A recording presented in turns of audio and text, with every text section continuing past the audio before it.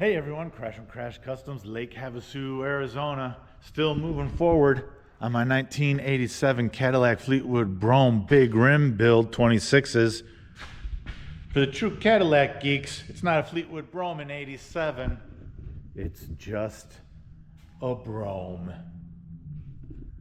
Whatever, dude. It's a Fleetwood Brougham. Nobody cares about front-wheel drive Fleetwoods.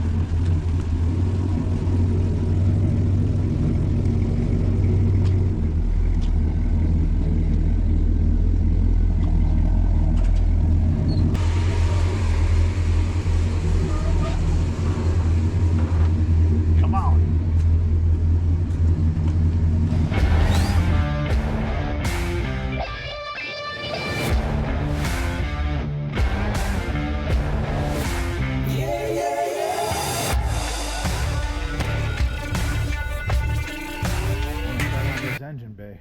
Start taking out the stuff that I don't need anymore. Taking out all this heat and AC stuff. I'm going to go with vintage air, clean up this firewall. And I'm pretty sure in one of the first videos I was ripping on whoever worked on this first, or worked on it before me, for cutting these wires. I'm pretty sure these wires that they cut go to the computer. These cars had a very basic computer in them back in 87, and the computer is a headache. It's totally irrelevant for what I'm doing, so I'm hoping that they just cut the computer wires, which is fine. I am going to remove the whole thing. The computer, I believe, is somewhere down here inside, obviously, in the kick panel. So I don't think they did any damage with the wires that they cut, hopefully. Also, over here, I unbolted it from the wheel well housing already, but this is a factory air compressor because these had like a ride level system in the back. Really, it was just air shocks. I'm not doing that. I'm not doing air shocks in the back, factory air shocks, but I am going to test this to see if this works still. And if this works still, I'm going to mount a really small air tank in here and put a nice set of train horns hidden behind the grill, or maybe right in here so you don't see them. If I got an air supply, I'm running train horns. People need to get out of my way.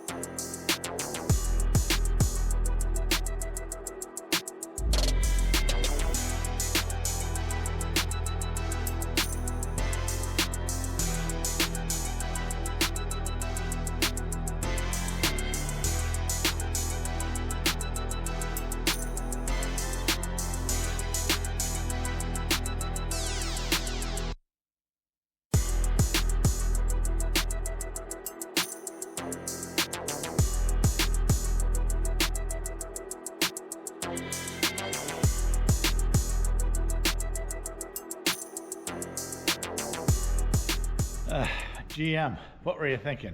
What a mess. This was not meant to be disassembled. There is all this. You saw me chipping away at it. Everything is like gooped up and sealed, and you can't even see where the hardware is.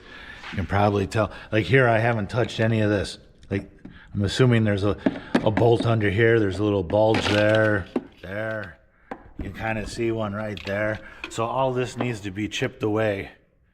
And whatever. If the last guy didn't commit me to doing this by cutting these, I've totally committed myself, because this mess is not going back on. Plus, there were 2 hidden screws right down here, and when I pulled the top piece off, this broke. I hate, even if I'm not using a part, I hate destroying it just to take something apart. I'd rather take it apart clean and potentially sell it, but whatever. Here it is. You can see right here, this right here is broken. There were 2 hidden pieces of hardware right in there, and the glue or sealant or whatever eats into the plastic. And this is supposed to be a nice clean edge, but chipping away at it lightly with a little hammer and screwdriver ate right into the plastic.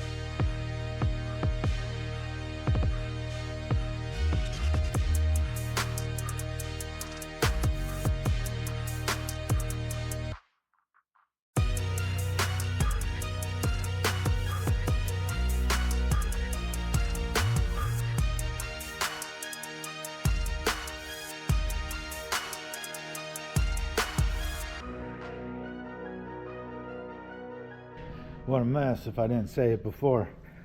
We're closer now though. I got to get inside, get under the dash, because I can see there's some hidden hardware from the inside. This is loose, but it's still hanging up. I'm assuming it's that door, whatever mechanism. Some of this wiring has to be pulled through this piece. I'll probably just cut it, make it easier, drop it down. But like I said, most of this wiring, I believe, is for the computer. So hopefully I can just eliminate all of it. I'll sort it out though. The camera angle under the dash is going to be garbage. So I see you in a second. What was I thinking with this dash? I mean, seriously, I knew it was going to be a mess. But I haven't even really started. And it looks... it looks like there's gonna be like no room to work. I do believe this is the computer though, so I'm gonna keep taking things apart here, drop out the glove box door, and I have no idea how much of the dash needs to come apart to get the heat and AC stuff out and the computer, but I am pretty stoked though about how clean this car is. I don't know how long it was sitting. It's obviously always been an Arizona car. I took the sill plates off, and if you ain't from the snow belt, this isn't impressive to you, but I'm from the snow belt, Wisconsin, and I've seen from the salt sill plates that were rusted out. These are still super shiny. Even the Body by Fisher logo looks awesome. In the past, I've had sill plates that were so beat up that when I do interiors, I end up just wrapping the sill plate because they're so far gone. But these are like brand new. The hardware, let me show you the hardware. I didn't take this one out yet, but even the hardware, super shiny, like chrome. And you can see it's a clean interior. Every panel that I take off, you know, like I took the kick panel off, insulation, right? Not chewed up. I carefully lowered this one. This is the bottom of the dash panel, and no mouse nests, nothing's chewed up. I hope, knock on fake wood, the rest of the interior is that clean and I don't have to deal with animals that are so dead they're not even dead anymore. Because I've seen that. But good and bad, there's going to be a mess under the dash, but the good, interior and everything super clean, easy to work with. Back in the day when I was a punk kid, I had a super sweet 78 or 9, I think it was a 9, Cadillac coupe, black, no vinyl top, red interior. At one point I ran 15-inch wires on it, and then for a while I ran 18-inch polished Americans, but those were for another vehicles. I swapped it up every now and then. Those tire sizes, wheel sizes, should tell you how long ago that was, but I eventually sold it because the heater stopped working, and I ran it year-round back in Wisconsin, and it had some other issues too, but I was informed that the heat and AC systems on these vacuum lines, electrical stuff, just sell the car. So that's what I did. And now that I'm tearing into this one with more knowledge up here on how to get things done, everybody that warned me was right. This is still a mess. I'm popping parts apart that I know I'm not going to use, but you can see here, rubber vacuum lines hooked up to electric, weird looking circuit boards, and there's still more BS in there. Hey, if anyone's looking to do a flux capacitor on a DeLorean, let me know. I can ship that to you. Anyways, I want to keep moving forward here and try not to be annoyed, because this was my choice. Here's the mess of most of the heater box AC unit stuff from the firewall and the inside of the firewall. A lot of once a couple pieces started to break, I just took my Sawzall and started hacking away to get to a lot of little miscellaneous, like, hidden hardware, right? But the firewall is exposed, and I can start making a panel here. Obviously a fairly flat panel here, but I want to continue this along here for the gasket that you saw me pull off of there, and we'll see where things end up. You can see in here, this, like right here, is the back of the dash vent. What else? There's still stuff I will need to remove, because when I do the vintage air unit, the switches for the vintage air most likely will not correlate to this, which is fine. It's a whole system that you buy. So basically what I'm saying is you take out all the factory stuff, right? Just remove it all and start clean. None of the AC vents that I got broke. I was pretty careful about that, because I will want to reuse the AC vents, but what a what a mess. Like, I hope I never have to do that again. The late 70s, 80s GM cars, all of them, they're all pretty much a pain to work on, especially when it comes to the dash. But if you haven't worked on one, this was like a huge transition period for GM. So some of the hardware is standard, some of it is metric, and a lot of lousy plastic stuff, which through the years gets dry rotted and fragile, especially out in the Arizona heat. But whatever, I'm happy to move on and clean this part of the firewall up and start making a panel. I cannot do any more dash stuff. I'm going to clean my mess up inside first, though.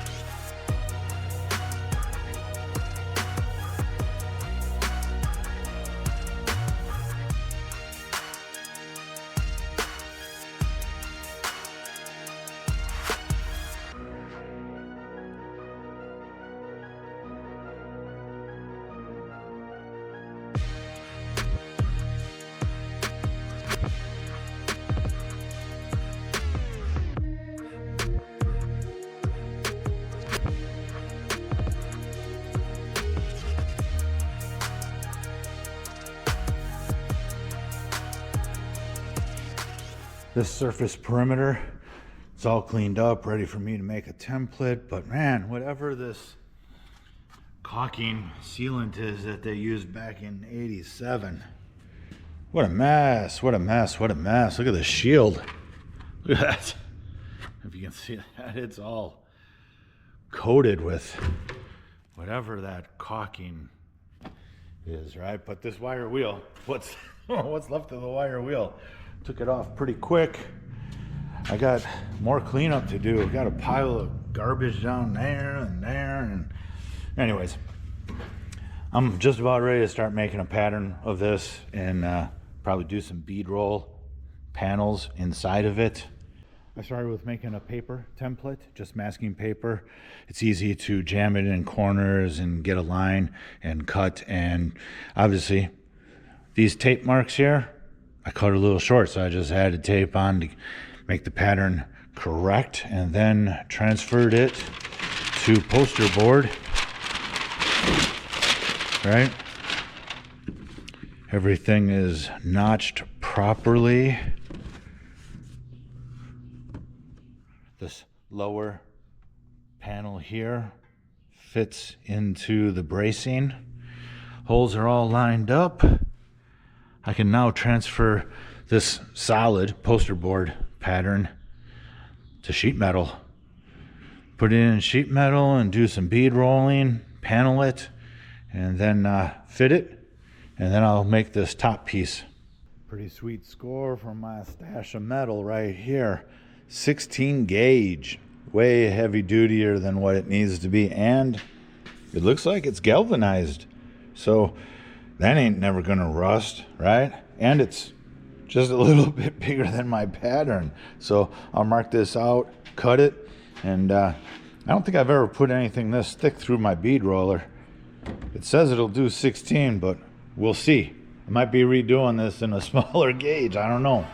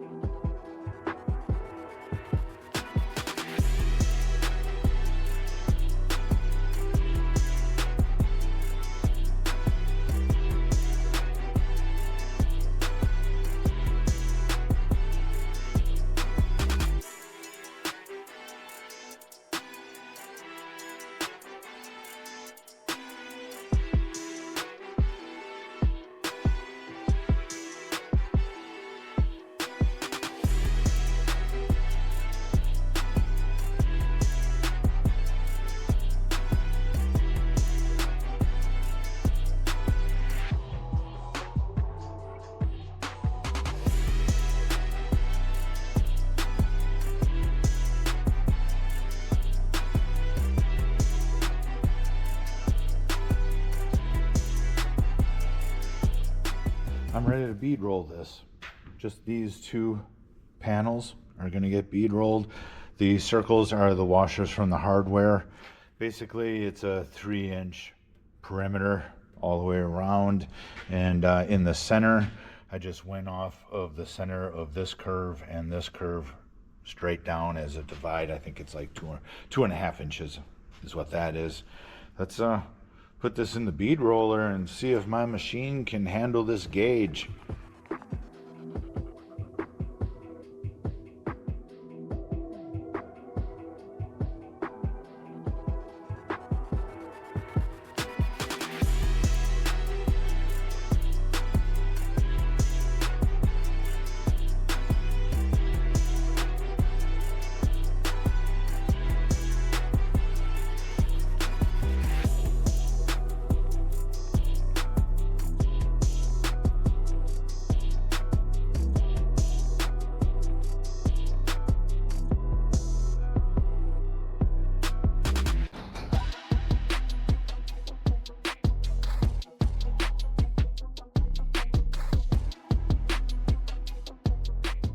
check this out.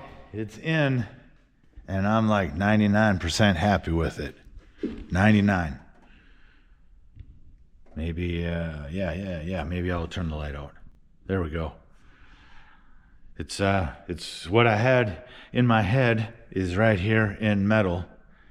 Super happy with the bead rolling, the shape of it, and I don't know, can anyone see what I'm not happy with? It's very minor. Anyways, all these holes are from the factory originally, right? Spaced out super nice. But what? Why? There should be one here. There should be one there visually. I don't care if structurally it needs to or not, but all the others are perfectly spaced. Except right here. I don't think I can, I can't, nope. I gotta put a piece of hardware there to make it right. Other than that, stoked. Gonna paint that satin black. But first, I need to make this top piece here. This piece here holds this rubber gasket, you know, that keeps the smell of the engine in the engine bay and not anywhere else. Plus, you know, probably rain. It never rains in Arizona, but, you know, rain from falling down in there. Basically, this piece here, this, it's just this lip needs to be constructed. So I'll make this lip, make this filler piece, right? This here is this gap here. So I need to make that, and then I'll put a bend on it, and I will use these 4 bolt holes to hold it in place. I'll put a lip on it to fall into that groove, that dirty groove that needs to be cleaned out. That's the next move to make. Well, I made a paper template of what I need, or what I thought I needed. And this is a good reason, another good reason for making a paper template. This basic shape was the shape of all the plastic garbage that I removed, right? And now that all the plastic garbage is removed, I don't like the way it looks. I mean, look at this. It's like a giant shelf. I could fit 5 bottles of Screwball right here. It just, like, it's ugly to me. So I think what I'm going to do is this flange here is the flange that holds the rubber, right? It comes out here and all the way across. I am just going to mimic that, how close this is. So it'll still come out here because of the wiper motor, but I'm going to angle it back in and bring it tighter to the firewall to match that side. Rubber gasket's going to be too long, but it's rubber, I'll cut it. New pattern, cut and shaped out of poster board. It should be interesting to see how this comes out in metal, because there's a lot of bunching of the poster board to get this lip how I want it. So I'm not sure.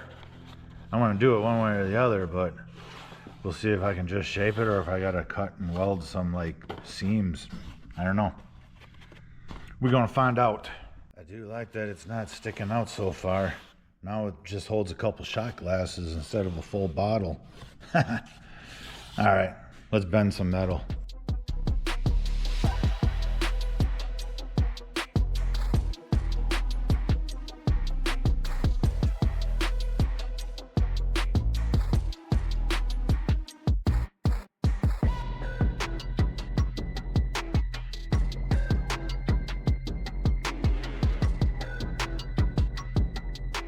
The bead roller's not doing what I want it to do. I think I'm using too thick of a gauge, but I wanted it a pretty decent gauge to hold that gasket, because it's going to be slammed against the hood basically. It's tipping it with the tipping die, but I'm really having to muscle it, and then the inside of the lower die is kind of eating into the sheet metal, and it's like concaving it, I guess. It's not flat anymore. So I don't know. I want to use this gauge, but I might have to go to a thinner gauge. I'm going to try to bend this in the English wheel and see what happens. I've never tried that before, but we're gonna we're gonna go for it, I guess.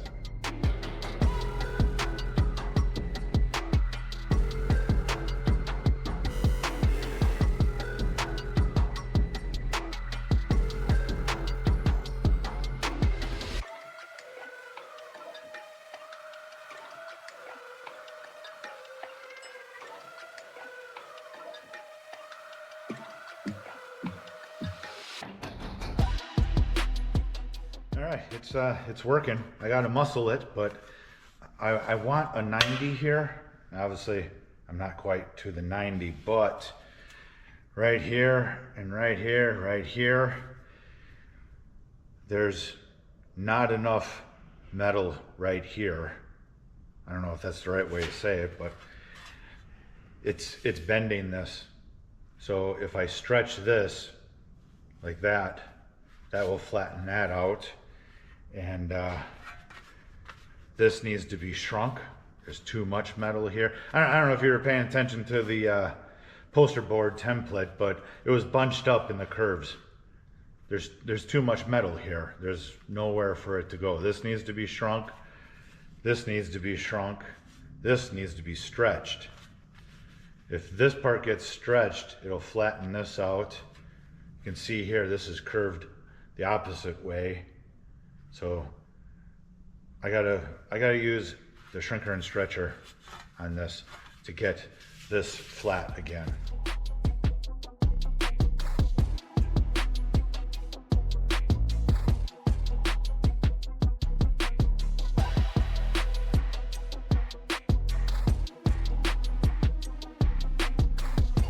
I went back and forth from the English wheel to this a couple times. It's pretty close. It's not a 90, but I think maybe we should just put it in here and smash it. Let's try it and see what happens.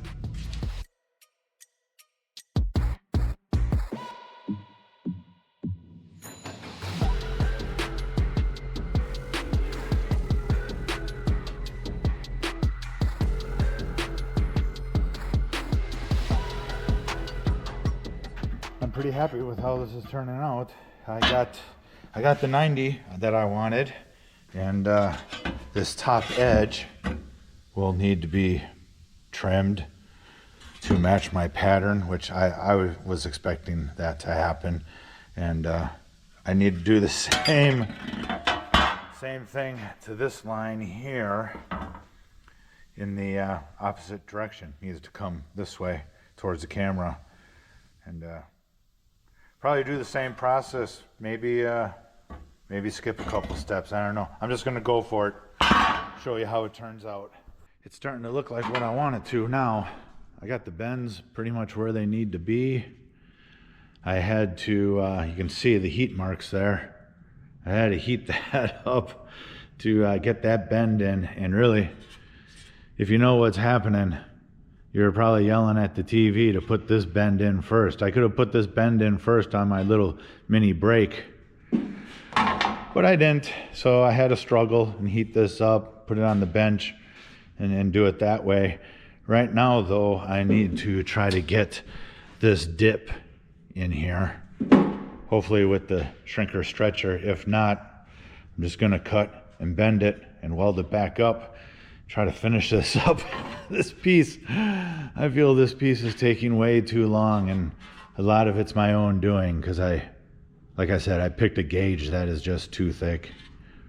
It's whatever. It's coming out great though, and I'm going to keep rolling on it because I can't give up. Shrinker stretcher action worked. I got my dip. Wait a minute. There we go. There's the good light right there. Got my dip and rise, but every action has a reaction. Now my bent flange to the firewall needs to be tweaked right here. That changed. Yep. Gonna have to use this or both, maybe this. I don't know. Straighten it out. Victory is mine. Finally. This is all metal shaped to how I want it. I did have to use the stretcher in here. You can see the marks because with all the bending and shaping, it actually bananaed this piece just a little bit. So there was a gap here, but with the shrinker stretcher, I was able to straighten this out again, basically.